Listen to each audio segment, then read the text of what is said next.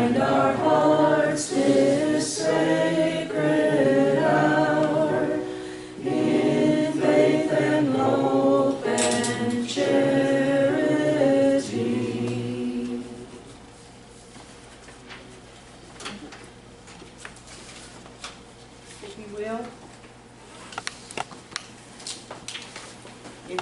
If you will, join me in our dedication, please. We dedicate this offering, given and received, in grateful appreciation of our fellowship's shared hopes and values. I'm just going to say one thing. We do have cards up here if anybody wants to fill one out for Mary before our speaker. Randy Shelby is going to talk to us. I think I have it now, Randy. It's going to talk to us salvation and Unitarian Universalist. Yay. We have a song first. Oh, we have another song. I'm sorry. That was just a little variation for the meditation. That little. You probably recognize this tune. It's the tune of Earth Was Given as a Garden, but we've done this before. The song is called Blue Boat Home.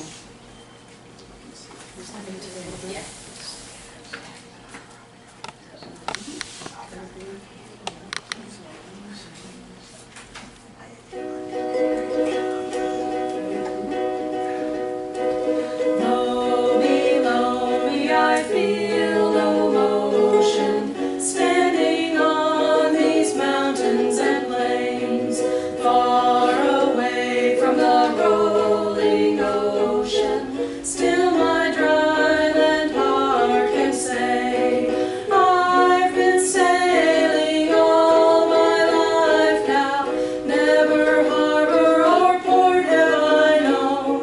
The wide universe is the ocean I travel, and the earth is my blue boat home.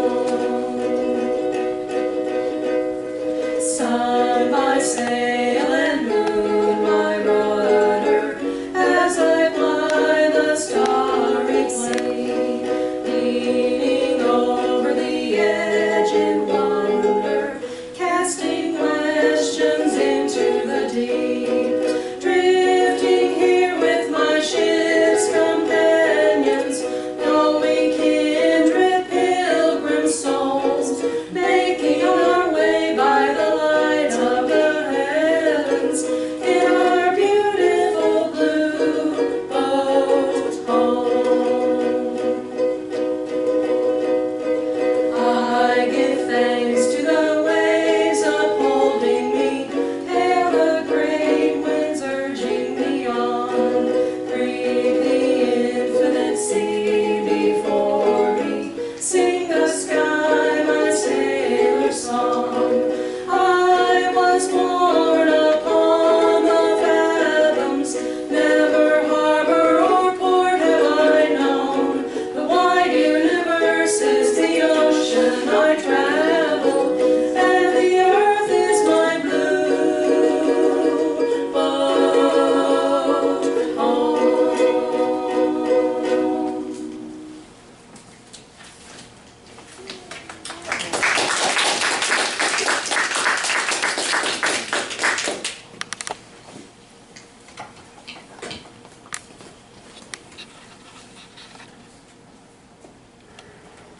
I'm going to move over just a little bit so I can be in reach of my water, since Marty's going to the back.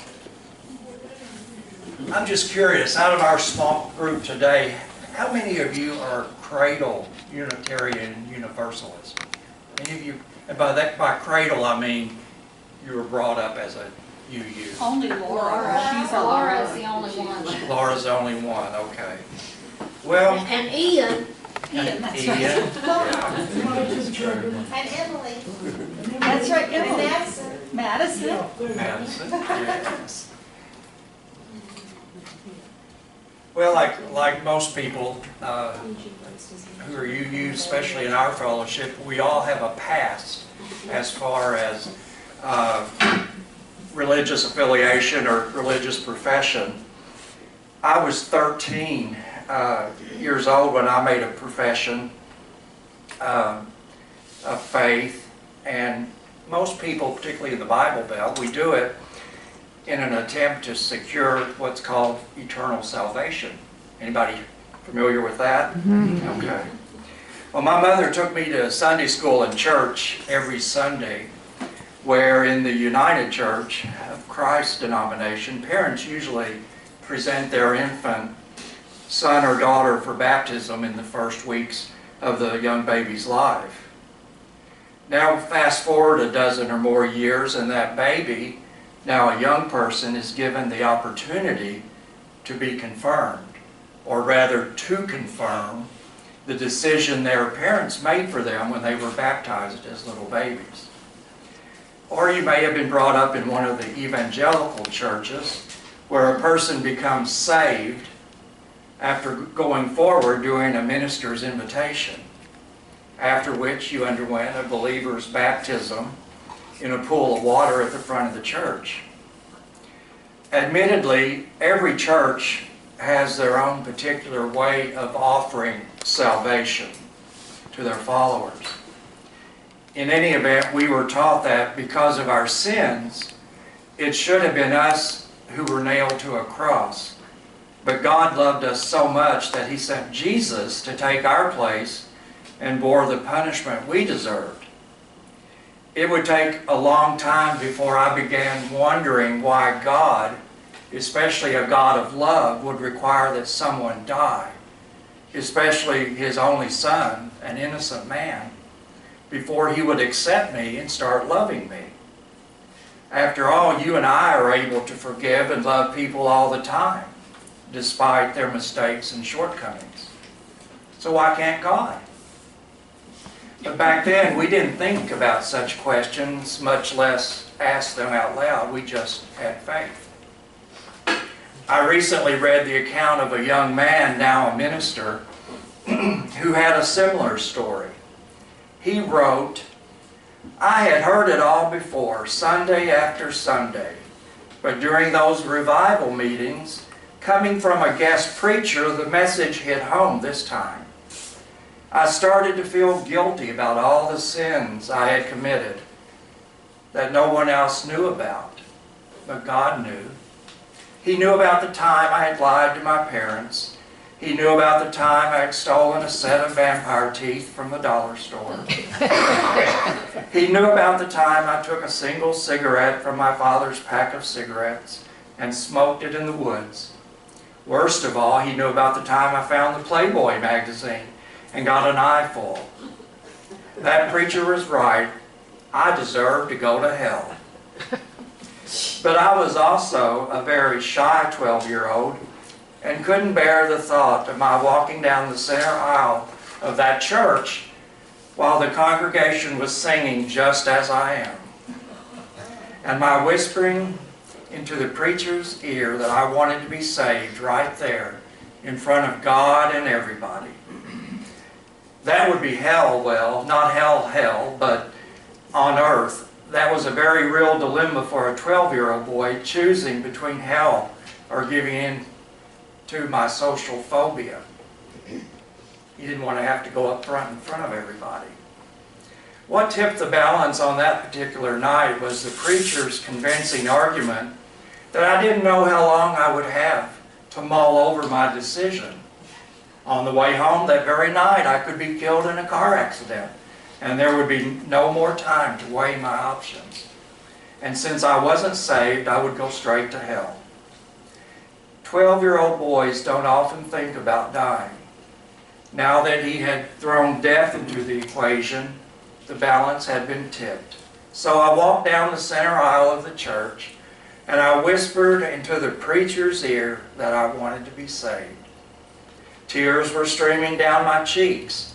They were tears of guilt because I knew I was a worthless sinner. And they were tears of gratitude because I knew that if I were killed in a car accident, on that very night, I was prepared. I was saved. And I was wearing clean underwear.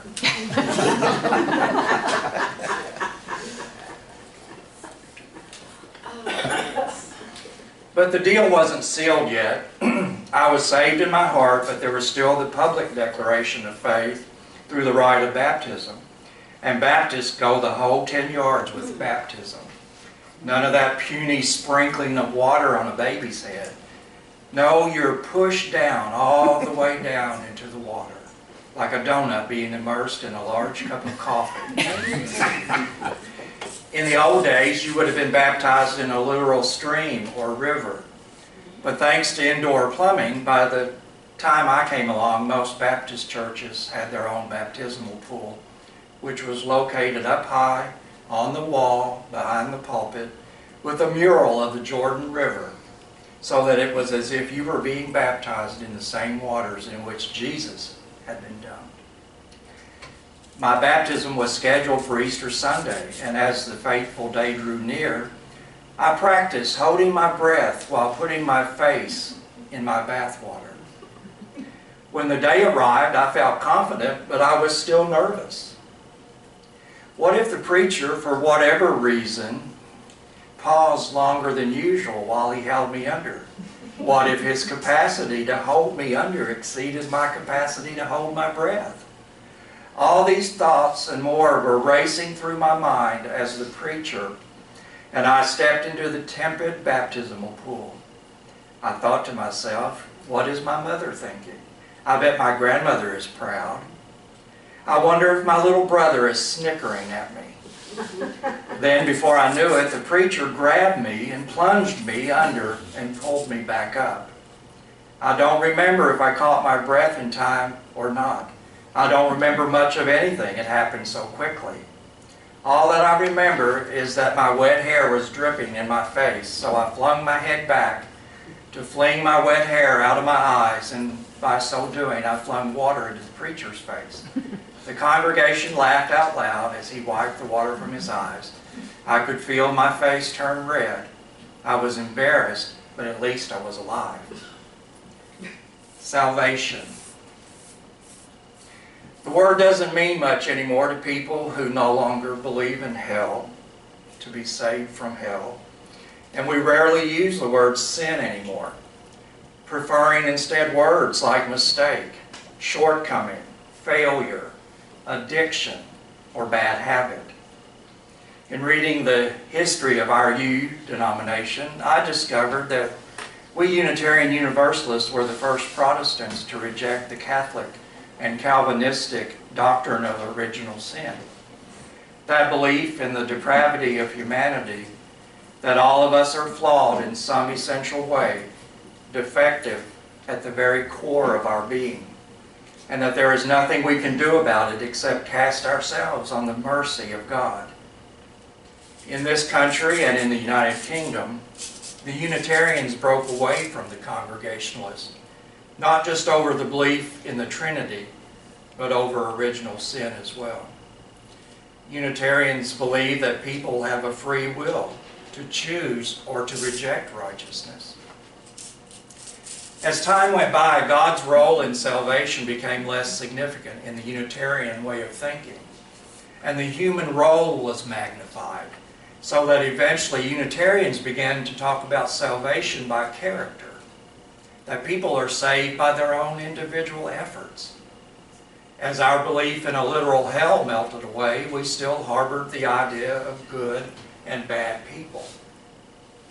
Unitarians assumed that good people were, well, like them, well-educated, self-disciplined, and self-improving people who developed themselves to the fullest extent and became the financially and politically successful leaders of our society.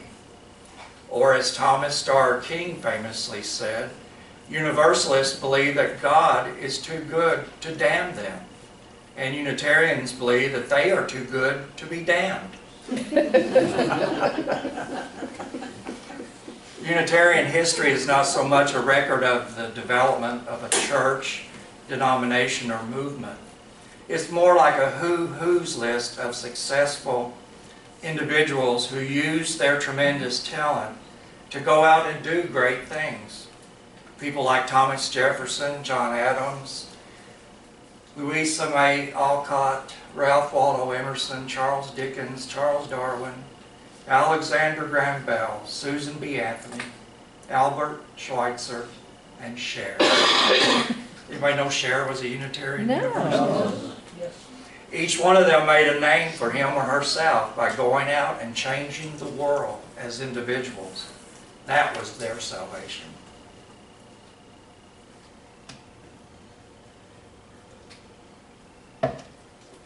Unitarians may have discarded heaven and hell and sin and guilt, but they continued the American religious tradition of individualistic salvation. Traditional Christianity envisioned each individual as standing before the judgment seat of God, stained with his or her sins, hoping to be spared from the eternal flames. An individual could purchase the necessary fire insurance by simply believing that Jesus is the Son of God. The traditional Christian understanding of salvation is about saving your own hide. It's an individualistic view of salvation. But the Unitarian view of salvation was just as individualistic.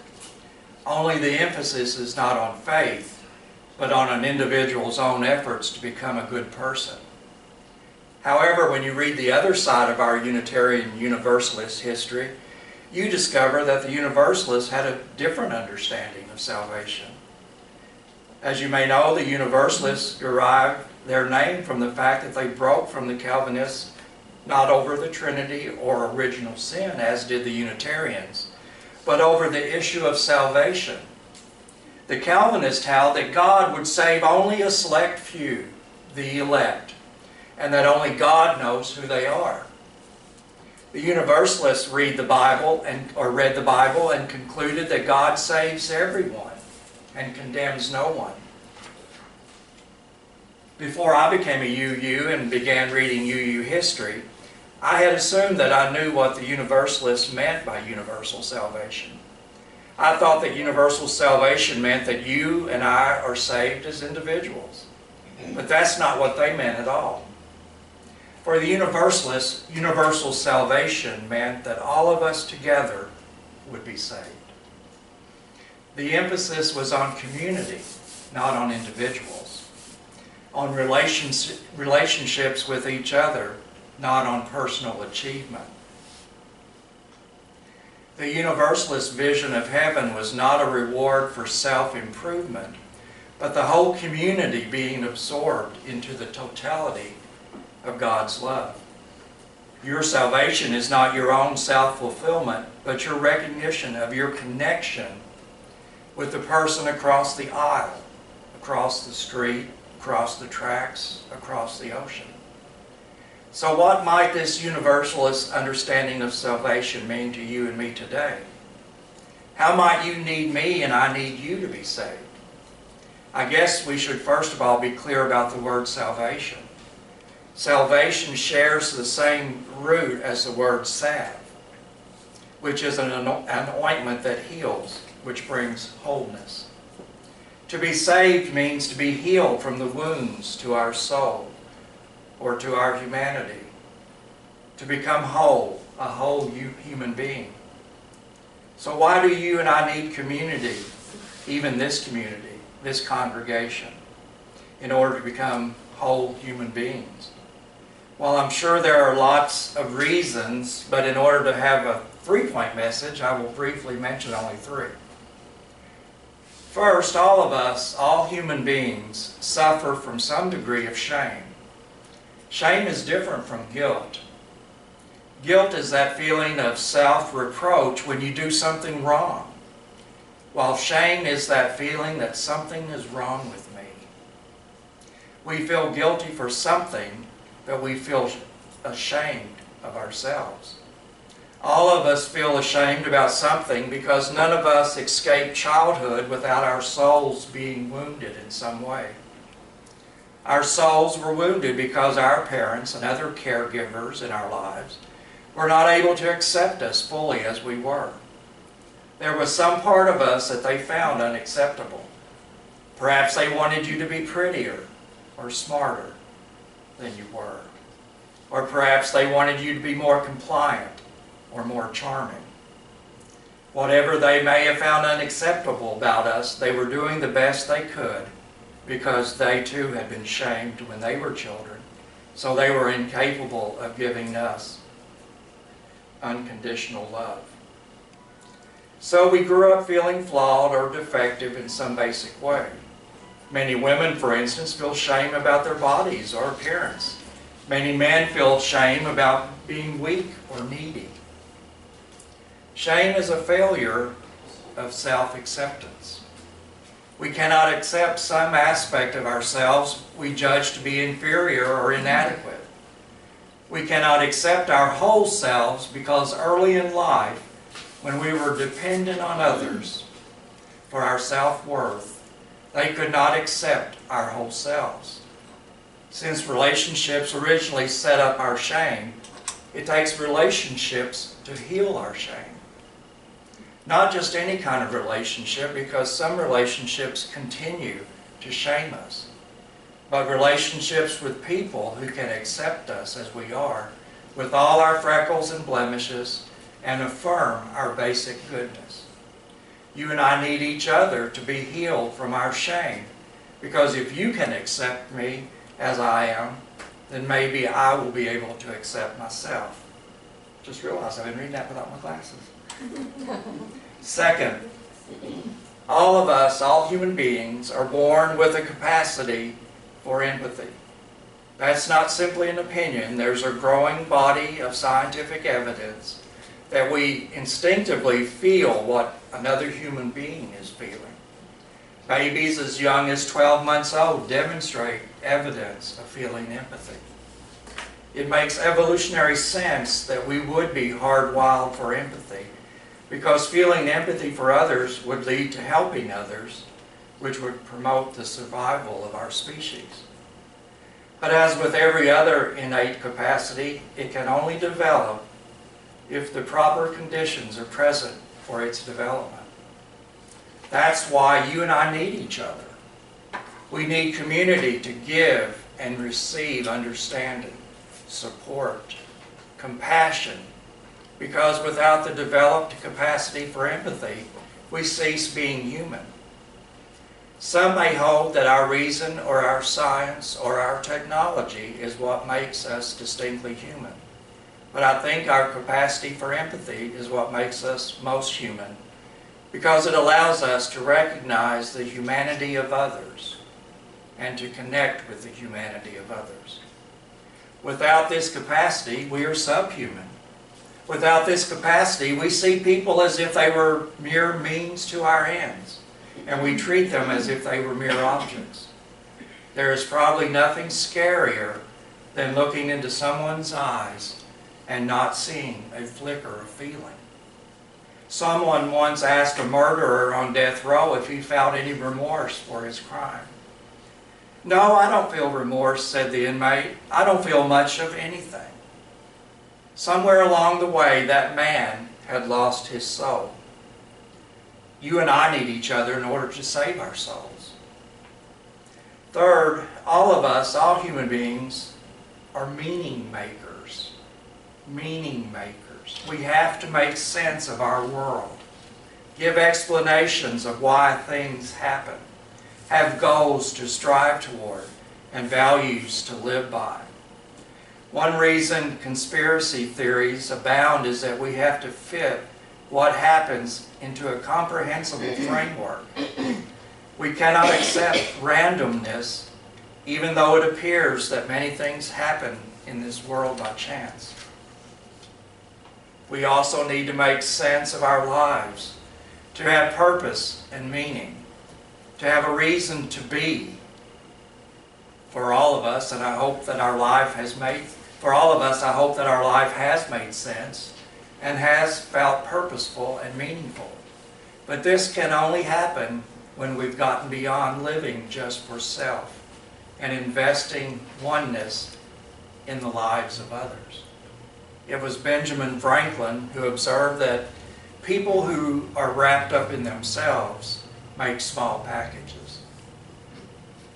Earlier this year, we celebrated the life of a man who was wrapped up in others. I'm thinking about Tom Gaston. A man who was an inspiring human being because he embodied humility, the ability to set aside pride and ego in order to be open to others and to life. Despite his incredible wealth of knowledge, he did not impose himself on you. By listening to you, by respecting you, by being present with you, he drew you out to be yourself. That kind of person leaves an indelible impression on your heart, as well as your mind and your soul.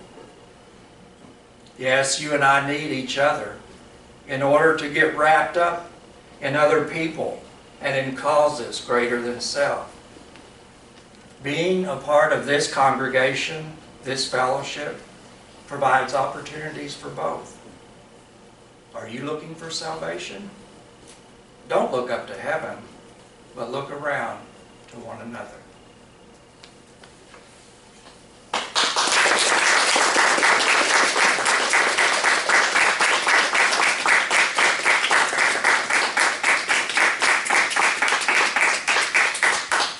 Now for the fun part.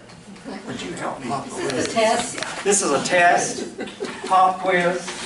I wasn't paying attention. We're going to talk about salvation.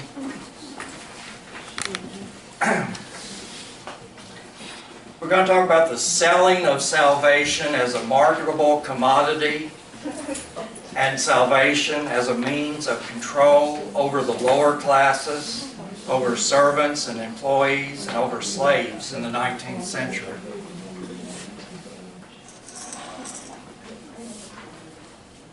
Everybody got one now?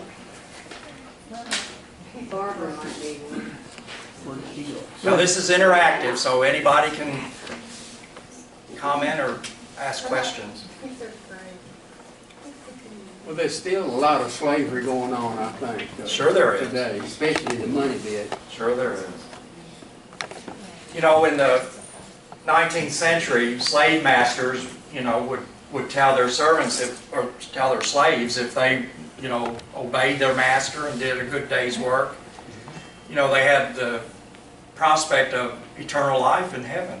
They were living in hell here on earth, but, just do what you're supposed to do and be a good slave, and you'll get to go to heaven in order to, make them think that's what they got to do. I've never been a journalist, but I love who, what, when, where, and why questions. So, who has access to salvation? Well, some will say everyone. Some will say a select few. And that could include Calvinists who believe in predestination, that God had in mind a select few of people.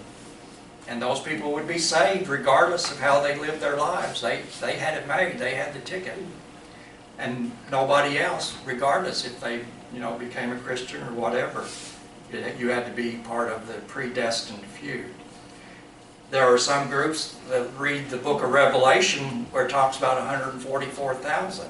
This symbolic figure of 12,000 people, because 12 is a complete number in the Bible. And so 12,000 from each of the 12 tribes of Israel equaled 144,000. So there's one religious organization that just believes that number, no more. And then there are those who believe you have to be a member of a particular church or a particular organization in order to be considered for salvation. What does it cost? Well, usually it involves surrendering your life. Oh, I'm sorry. This is just say, to me, if you answer the last question first, it makes these first four questions very moot. Right. Right. But then we wouldn't have any discussion. It's okay. We'd have to leave our way. It's 11:30, so I'm Somebody throw him out of here. And back to one on C, just look what that's doing to the world today. I heard on the news this week how the Christians have been running out of Baghdad. They had a choice to either convert over to Muslims or pay a huge tax or be killed. Yeah. And they were leaving without being able to pack up anything. They just was running out. See, this is happening also in Israel. There are very few Christians in Israel anymore. Yeah. You know, they're Palestinians, but they're also Christians. And because of persecution on both sides, they're leaving Israel. There was also a thing in the news about a woman who had been a Muslim and converted to Catholicism, and the Pope actually met with her this week. I don't know what they talked about, but yeah, it's very dangerous if you live in the Middle East and you abandon Islamic membership. Probably gonna have to put her in a witness protection program somewhere. Yeah, yeah. Back to what does it cost? You know, you have to surrender your life to either God, a religious leadership, a particular religious organization. Most of what we call fundamentalist groups, you have to give 10% of your income to any of those listed above in A. You must be obedient to a set of laws or dogma, participate in prescribed sacraments or ordinances, and be submissive to certain religious practices. I was reading recently about one group. They say you have, in order, that this group believe, I'm not going to name names, but this group believes in 3 levels of heaven. And to get the highest level, you have to go through an ordinance in one of their temples. But to get into one of their temples, you have to have what's called a temple recommend. It's a little slip of paper your bishop fills out that you present at the door. So it says you're a good whatever, and you know you're allowed in the temple to go through this ritual that makes you eligible for this highest level of heaven. But to get this little slip of paper, you have to be a tither of your income. 10%. 20% for them. Is it 20? Okay. New use typically pay 5. So, you know, to me that's salvation for sale, you know. Absolutely. Salvation for sale. Okay, when is the payoff? Some say at death, some say at the resurrection of the body, at the second coming of the Messiah, the end of the world, whenever that is, if it is, after a period of purgation, and people who believe in reincarnation after many rebirths. Rapture. You left off rapture. That's Second another- coming. That's the second Oh, I coming. just, okay. Yeah, I didn't name I it, thought, but, okay, I thought those were 2 different things. well, technically they are. Well, no, they aren't either. It's the same thing. Okay. Okay, where is the reward? Where is eternal salvation? Most Christians will say in heaven. Some will say on a reclaimed or a transformed earth, and then others on other planets and in other worlds. Why is salvation important anyway? One group says salvation is just the rewards of a well-lived life. And I think a lot of Unitarian Universalists could say that. What would we be doing during an eternal life? You know, as I get up, go ahead, Roger. Floating on a cloud. Floating on a cloud. You know, for Unitarians, that would be hell, wouldn't it? just floating on a cloud. You know, as we get older, and as we've seen our grandparents and our parents get older, we've seen how, well, sickness and incapacity and all those things that happen to us as we get older, you know, life becomes tiring, doesn't it? You know, for me, I don't look forward to Christmas. Mainly, I guess, because my kids are grown, but it just seems like it comes around every 3 or 4 months. Time goes by so fast. I mean, who wants to go through that again? You know, I think the Pope ought to make it every 2 years at least, not every year, but if we're going to have it. But The Pope is not in charge of Christmas, that's Santa. no, it's Sears and all the other retailers, they're in charge of it. That's why it's like 3 months. You know, the 2C raises a question, I guess, to me, a confusion.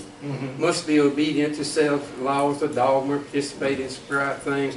That brings to me that if you're doing that because you've had the hell scared out of you, then it's not from the heart. It's not your real conscience. So, you know, that's a dilemma.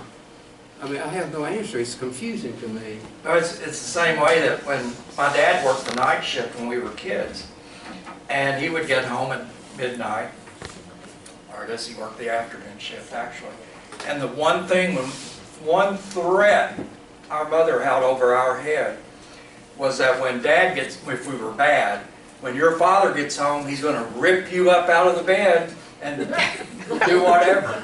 So, you know, yeah. When you have something looming ahead that's not pleasant, whether it's Dad or Mom or hell, it's not always from the heart. That's a good observation. And this reminds me, and I quote it fairly often, I heard somebody say a long time ago, says that you can at least say something good about the devil. He's a very hard worker. And he's persistent. Persistent. And you, Roger? I had a fellow I used to work with out in Oregon that was of one of these denominations that you spoke of here. And he had a party out at his house one night, and a bunch of us were there. And he had a big picture on the wall. And it was a planet. It looked kind of like Earth, I guess you could call it Earth. And there was this Jesus-like figure looking over this Earth or whatever planet.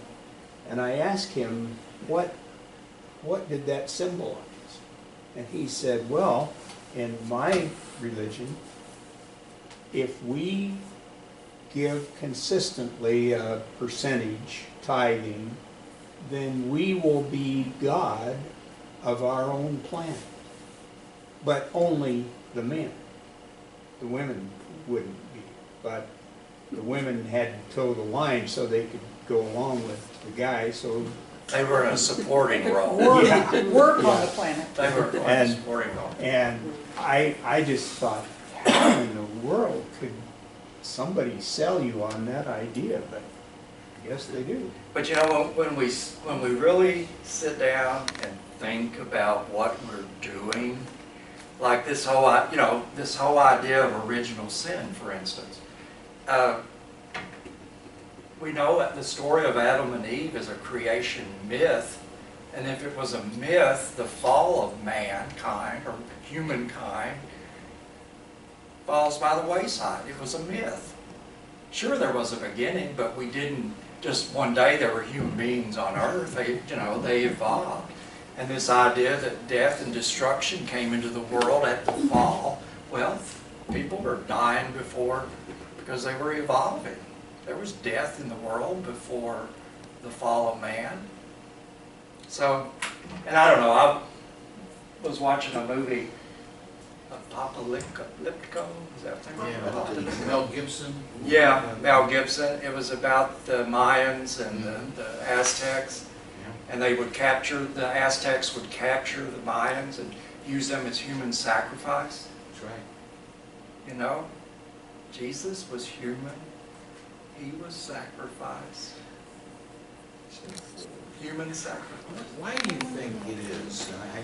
We focus, I don't seem to be able to get away from focusing on Christian principles when we're talking about this sort of thing. Well, we're in a Christian But I'm era. glad, but I'm glad that you did talk about other religions, because what I find inexplicable, or maybe it's just our nature, every culture in the history of man has some sort of religious underpinning to it. Everyone. It's interesting, isn't it? Yeah, why is that? Nikki? Salvation is kind of a Christian principle. A lot of other religions, it's not a salvation, it's getting off the merry-go-round of reincarnation. It's, you know what I mean? And the reason, the whole big deal with the human sacrifice is because Jesus was the Lamb of God, and his sacrifice, and I have this on good authority from my cousin, his sacrifice met all of the Old Testament, the crazy stuff in the Old Testament about bringing turtle doves if you're on your period or whatever, and that his death relieved everybody of that. But from the same person, I was trying to explain Matthew 25, and she said, I don't have to do any of that, I'm already saved. Yeah. So, I'm not talking specifically about Christianity or our concepts of salvation or stuff like that.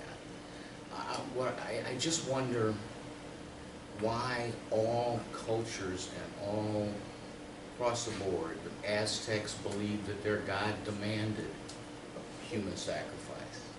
That's why they had their weapons of war were actually such that they had these teeth on them. What's that?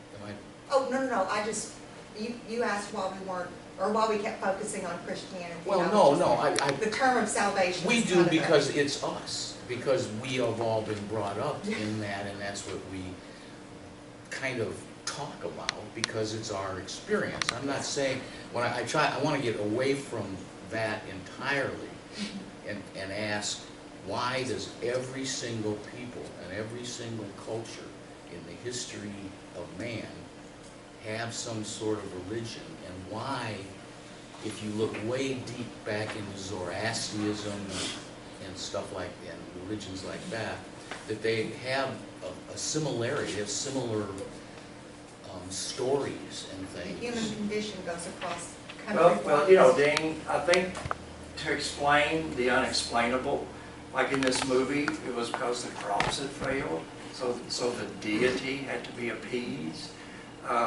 If a disease epidemic came through the village and people were dying, they had the guilt. We've done something wrong. We've got to appease this deity in order for the crops to be good and for the They would do it before the crops even Yeah. were up, yeah. just hoping that they would be. And Okay, there's another parallel. Every group of people all through history has a big religious myth, we have a God and they do it. You see what else they have? Every society has made some kind of alcohol out of whatever they have. Out of potatoes, out of cactus, out of corn, out of whatever. They have beets. They go and they make alcohol out of it, whoever they are. It's because the human condition is unbearable without a way to escape. They say, oh, we have God, He's going to save us. Oh, we have vodka, it's going to save us. Oh, we have chew on this bean, it's going to save us. They're trying to get away. They're looking for a way out. They're looking for something to save us from day-to-day life. Or they could be doing it just because their parents did it and told them to do it that way. But somebody had to do it first. plus, people were afraid. People were and are afraid of death. Afraid of death, and afraid of eclipses, Yeah, and afraid of... Christopher. The unknown. I mean, if you look at the sociological purpose behind religion, it's to bind you together around a common set of rules. Absolutely. To give you a sense of hope and to create conflict. Because that's the only way that you can see if the rules are working. Does the groups create conflict? Well, Opposing groups? no. Religion, a part of that is the questioning part. Because when you create conflict, you then cause change. So part of it is also to cause conflict. So Conflict we're all with whom? within your group. like, which doesn't always work out for you because sometimes they'll get rid of you and then sometimes you become us.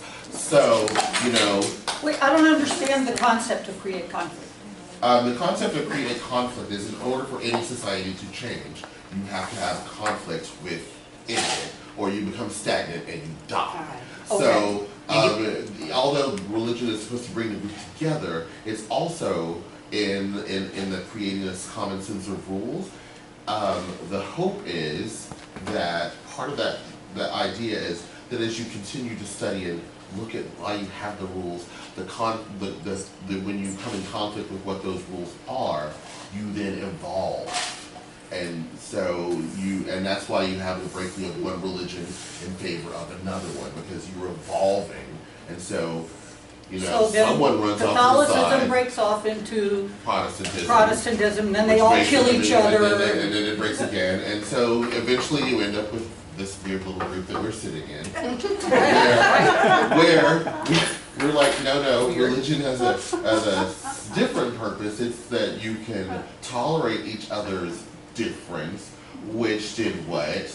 Make us evolve. So that's kind of, that's kind of how it's Dixie, did you have a comment? I just believe that religions exist because we're all here and we have to make sense of life, but we all know we're going to die. And it's a way to smooth that, to reconcile that, to make sense of both of those truths. We know the one's coming, and we're living in the one. And I also think religions exist because there's a great madness and there's a great dysfunction in human beings. We see it all the time. War. I mean, you could name all sorts of conditions that are brought on by this dysfunction that exists in people. And religions are an attempt to try to heal that, to go beyond that. In Christianity, it was salvation. It was called original sin. So we're going to have Jesus help us to fix that. In other religions, it could be called something else. But it's a way to try to fix that, to be whole, and to not live in that dysfunction anymore. Okay. What if a people are oppressed? Oppressed by some stronger power? Is it a flaw for them to fight against that or try to overcome that? Is that a flaw in humanity that we don't like to be oppressed, or that we have a tendency not to handle repression really well as a species? That just is a question. I don't know the answer to that, but is... Well, I think that's it's a natural human thing that we want to go and do what we want to do. We don't want to do what somebody else tells us to do. Well, I mean like in a totalitarian state. Well, in whatever kind of state, if somebody tells you to do things, you'd rather not. Because somebody told you to. You want to go do what you want to. Well, it's kind of like what's happening in Palestine today. The Palestinians are being oppressed. Right. You know, they're in the Gaza Strip, which is an area about as big as Detroit. There's, I don't know how many, millions Yeah, that live, you know, and so they have nowhere to go. Right. But then on the other end, 50 years ago, the Nazis murdered 6 million Jews. So they had to have somewhere to live. They didn't want to stay in Europe. They thought about going to South America. But because of their tradition, their long tradition of being in Israel, of course they had not been in Israel for 2,000 years. No. But that was thought of as their home. It sounded good. So they had to go somewhere. And this is... But isn't that, and this is where we get into some political stuff, is that the UK and the Americans thought it would be good for them to claim their old territory and said, here you are, oh, you're living here? Well, we Americans did that too. We'll just push you away. You know, I think... Yeah, we decided. Yeah, I think someone else decided for them. Back in the 20s. Well, it was after It's a political Before decision. that, Yeah. there was an area in Kenya called the White Plains, White Hills of Kenya, beautiful area. That was given to the Israelis Really? to form their nation, Everybody in the whole world, the League of Nations, everybody went along with that. Where was At the this? last minute. In Kenya. In Kenya, that's right. Yes, in the last moment, the Israelis, the Jewish people said, no, we must go back to our homeland. Then this whole thing started that you're talking about, that then Britain and UK finally went along with it. It was a long process, 20-some years. Yeah, Balfour started that in Yes, 1917. Balfour, exactly, Yeah. And it- 1917. I And didn't it's even know 47 then before they claimed Israel, Yes, or that that's was right. 20 years. And only because of the terrorism that they did to force the British out of there. That's what really triggered that whole thing. It makes me think of where the Palestinian situation is today. What if the Indians suddenly sort of got to think a little bit and said, we want our land back? That's just exactly what's going on over there. Yeah. Right. Mhm. And if you'll remember, you know, the Jews were finally driven out of Palestine in 70 AD and carried off. And part of the annual Passover service that Jewish people had around their dining room table every year, at the very end, the prayer was, next year in Jerusalem. Oh, Next year really? in Jerusalem. And of course, they never really, I think, sincerely thought they would be, but that for 2,000 years, that was part of the ceremony. Okay, I think we're going to have a congregational song next.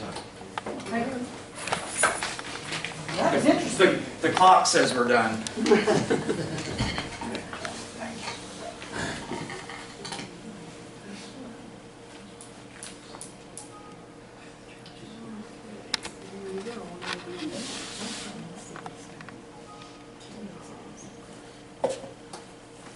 Excuse me just a second.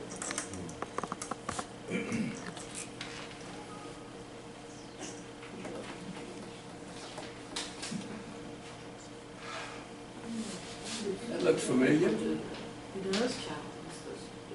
What, the kid? Or the screen? Screen. Microsoft.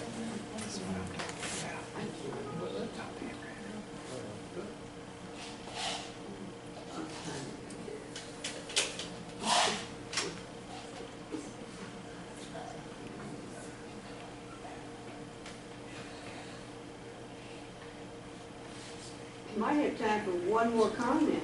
Yeah. I want to remind everybody that the summer is almost over with, but don't forget to collect the water from someplace